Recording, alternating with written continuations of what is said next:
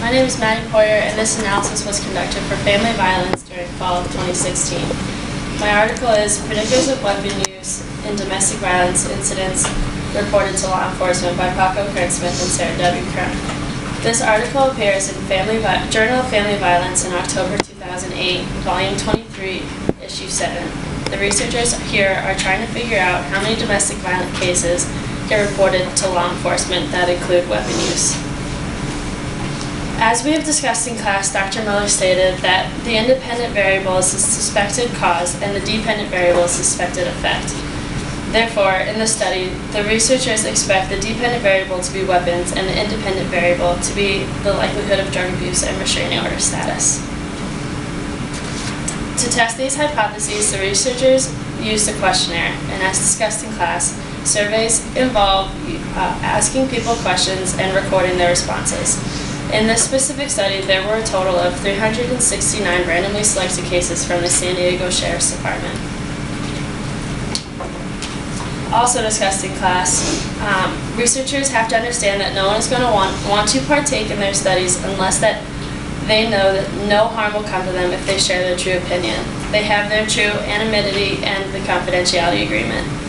That is also to know that these surveys are completely voluntary. Dr. Miller stated in class that endogenous factors are the internal forces that come from within an individual. I think that psychologists would be most interested in this study because the most commonly used type of weapon was a telephone. Next was a knife, and lastly a gun. This shows that they chose what was readily available to them and that there was not a lot of thoughtful planning going into it. A psychologist will probably try to explain this as people these days always have a phone on or near them. Not often do they have phones or guns and knives available. Also, I think that you could argue that this is exogenous in the fact, with a sociologist, in the fact that maybe the couple tries to argue because they don't actually like each other. Some people settle for a person that they are comfortable with, and this could lead to resenting the person that they are involved with. In this way, it is a problem with their environment. To understand this issue a bit deeper, I have searched another research article directly related to domestic violence and weapon bans. From this search, I found All's Fair in Love and War, or Is It?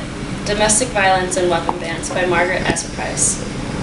It was published in the American Journal of Family Law, and this appeared in the summer of 2014, Volume 28, Issue 2. In this study, it talks about how it is way more likely for a husband or boyfriend to cause serious or physical harm after a woman has made a point to leave. This is when they're in most danger. The article says that most men state, if I can't have you, then no one can. This is why most women who are in abusive relationships tend to stay rather than walking out. As explained in my first article, significant others react more when there's a restraining order in place. Findings show in more detail in my second article that it is you are more likely to be injured after the relationship is ended.